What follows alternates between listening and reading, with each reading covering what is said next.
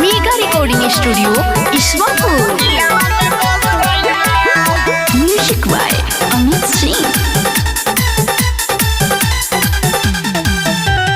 छूट गइल बुक जब देखनी हालुक हुक फंस गइल बा। छूट गइल बुक जब देखनी हालुक हुक फंस गइल बा। हा हा फंस गइल बा। तोरा गलिया के दिलवा ए जान दिलवा में बस गइल बा। तोरा गलिया के दिलवा ए जान दिलवा में बस गइल बा।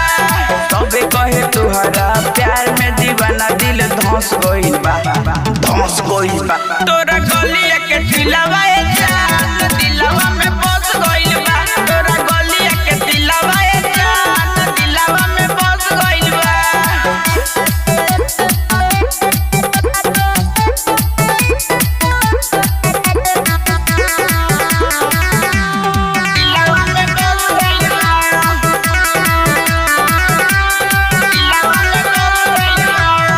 आँखिया के कजरा तोहर उठावा के लाली घायल कैल पायल सुनो कनवा के बाली।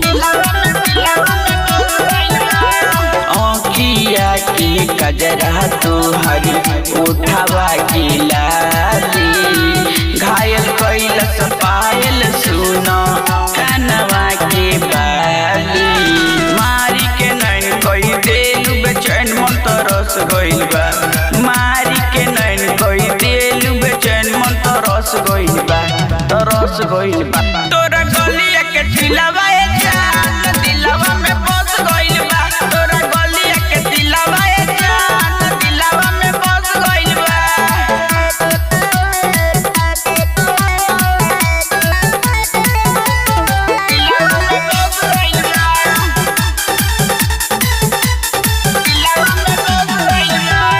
दिनों राति सपना देखी भर कवारी के पागल कोई दिले बैरू चंदन तिवारी के।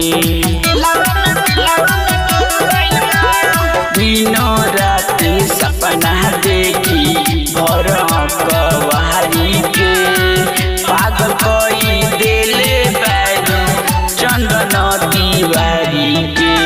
हमारा बीमारी परितिक राज अमिता के हंस गइल बा।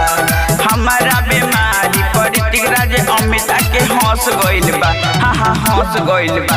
तोरा गलिया के दिलवा ए जान